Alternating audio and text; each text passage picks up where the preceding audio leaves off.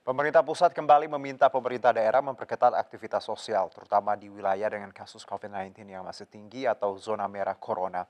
Dalam hal ini, Pemprov DKI Jakarta mengeluarkan kebijakan dengan menerapkan perkantoran WFH sebesar 75% dan penutupan mal jam 7 malam.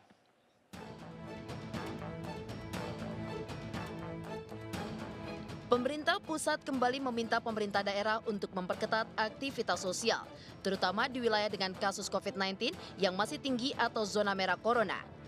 Langkah ini dilakukan lantaran meningkatnya jumlah penderita COVID-19 di saat pemerintah melonggarkan aktivitas kantor, tempat usaha, dan juga angkutan umum. Terkait hal ini, Pemprov DKI Jakarta telah mengeluarkan kebijakan dengan menerapkan waktu kerja perkantoran atau WFA sebesar 75% dan pusat perbelanjaan seperti mal tutup maksimal jam 7 malam. Masyarakat pun memberikan tanggapan beragam terhadap hal ini. Sebagian masyarakat menanggapi kebijakan Pemprov DKI Jakarta ini kurang efektif, lantaran penerapan WFA 75% seharusnya dibarengi dengan pengetatan protokol kesehatan. Ya kalau itu mah kurang tahu ya kayaknya kalau kantor ya. Cuman menurut saya sih kurang efektif sih kalau 75%. Soalnya akhir tahun juga nih.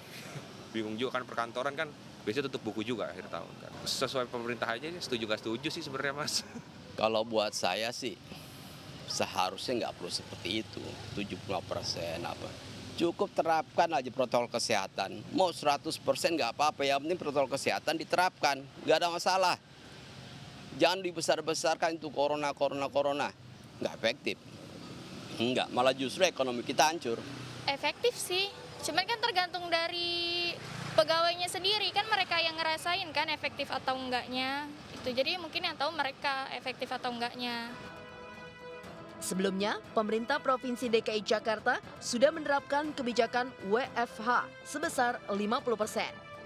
Dalam perkembangannya, pemerintah pun mencabut kebijakan tersebut dan memberlakukan PSBB transisi menuju new normal. Dari Jakarta, Rian Rahman, Abdul Rosyid, iNews melaporkan.